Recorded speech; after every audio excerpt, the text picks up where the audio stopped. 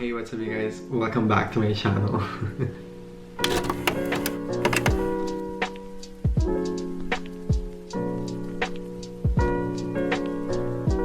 I wrote down a script for this video, but I'm gonna start reading it off and then I'm just gonna stop. So let's see how long I can stay reading the script and actually staying on script.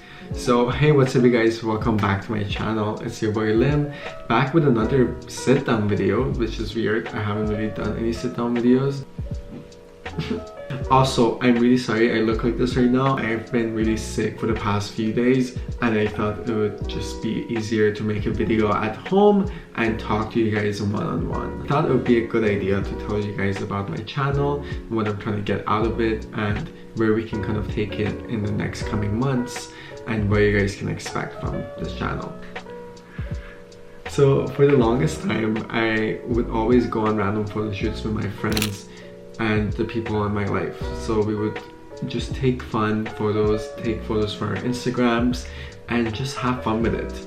But it got to a point that I realized, shit, I actually really like photography and I want to pursue this. And that's when I started my Stills by Lim account. So Stills by Lim to me was basically my perspective in my world and what I see around me. The people that are around me, the things that matter to me, and the places that I go on a daily basis. It started by me having a disposable or a film camera and just taking pictures on the go and posting it on stills.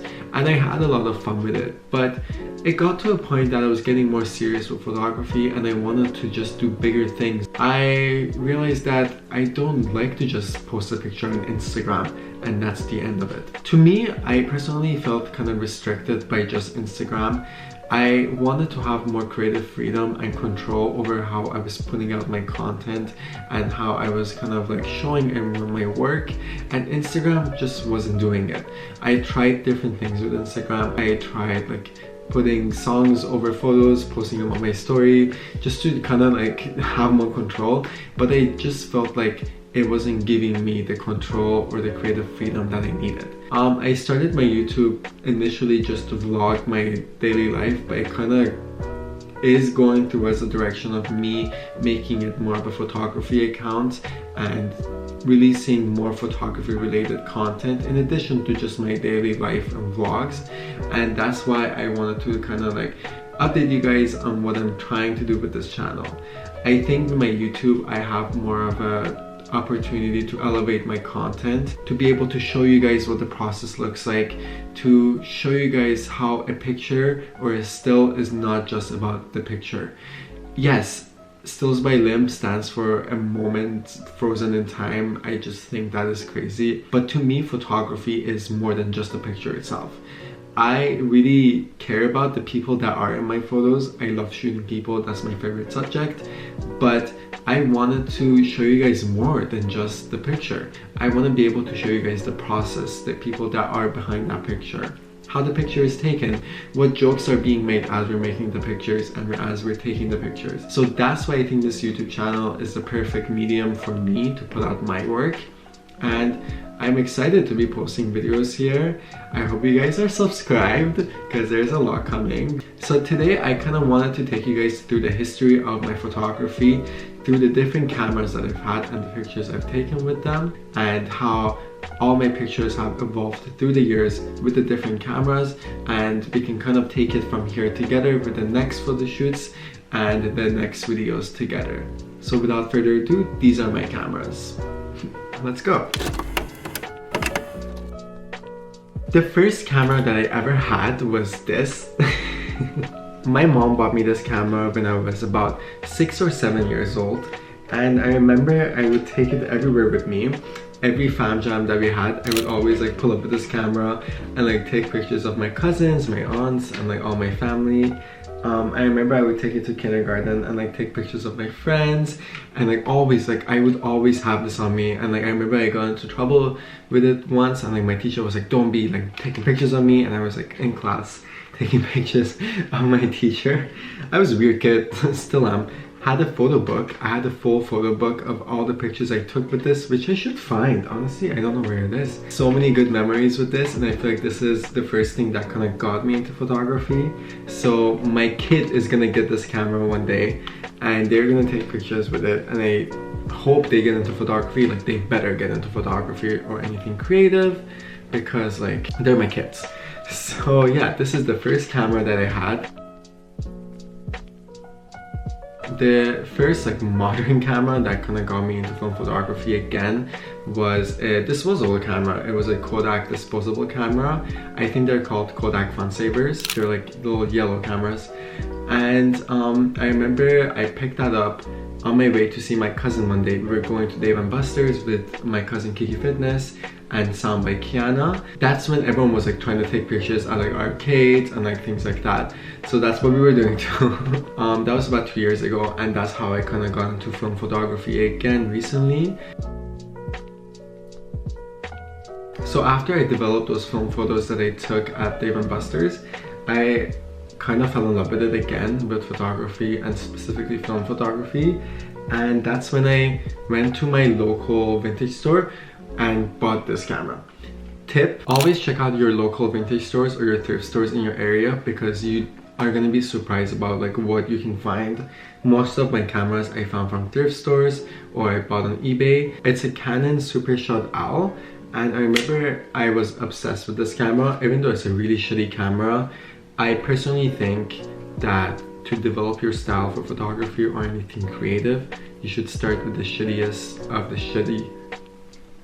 I've seen a lot of people wanting to get into photography or anything creative, and right off the bat they buy the best of the best. They buy the best camera, the best tripod, the best gear they can find, and I honestly think you shouldn't do that. Like, I think to develop your personal style, you should always pick the shittiest of the shitty cameras that you can find, and that's how you're gonna really appreciate all the features that the better cameras and the upgrades are gonna have for you. I probably would have let go of photography if I started with the best camera that there could have been, because there's just no room for development and for growth in terms of like camera features and things to get you excited about. I think to develop your personal style, always work your way up and start with something that's not the best. That being said, I recommend checking your local thrift stores and your local vintage stores, and you'd be surprised how many cameras there are. People really don't understand the value of the cameras that they might have, or they might be like hand-me-downs from like older generations.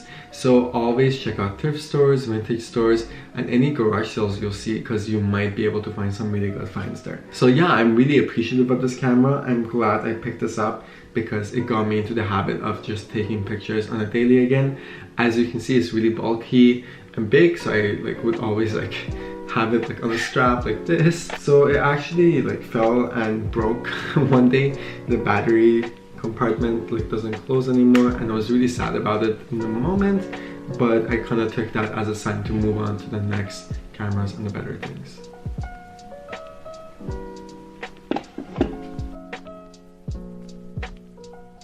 So the next camera we're gonna talk about is this Canon A1, which is the god of amateur photography.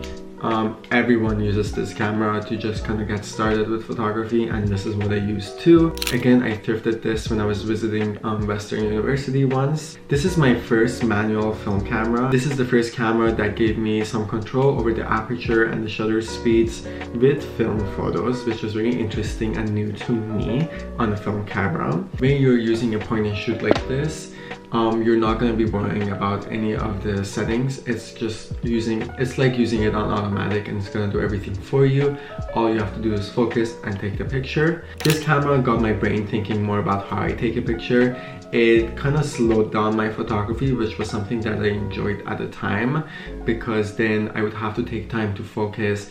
I would have to take time to realize like what light is best for this setting and all of that. But as you can see, this camera is very bulky, and it's not a camera just to take you around with you. It's just more of like a manual camera to learn photography on, and I enjoyed this camera a lot too, and it's got some beautiful shots on it. The quality compared to what I was shooting before is amazing, but I am personally someone who's more on the go and like smaller cameras just to take pictures quick.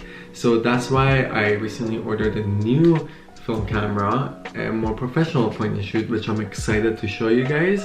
But when that comes, I'm gonna make another video for that too. The last camera that I wanted to talk about is my Fujifilm X100S. This is my favorite camera of all time that I've had. My baby, I'm obsessed with it. I'm obsessed with the X100 series from Fujifilm. These cameras feel like if a film camera fucked a digital camera, this would be their baby. That sounds so weird.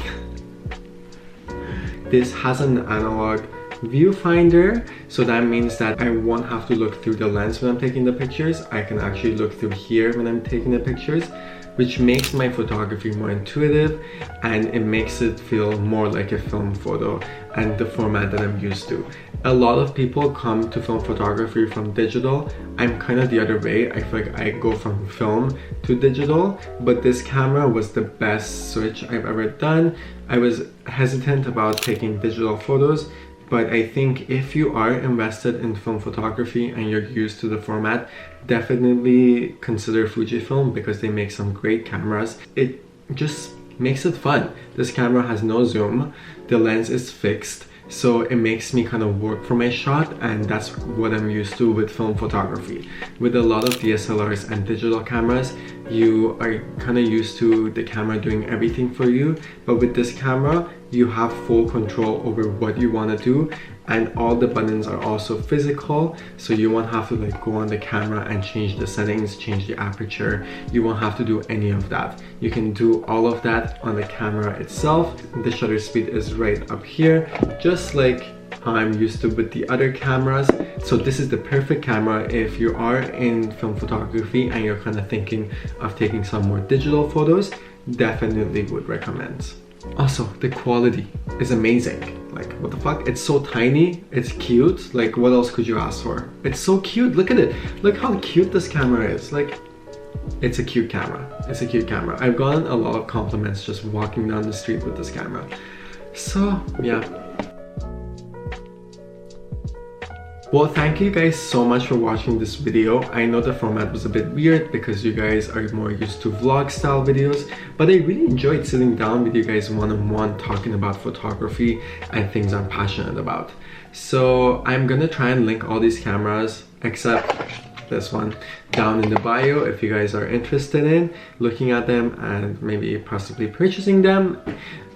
If you enjoyed this, let me know, drop it down in the comments, and make sure you follow my stills account. That's my photography account, Stills by Lim.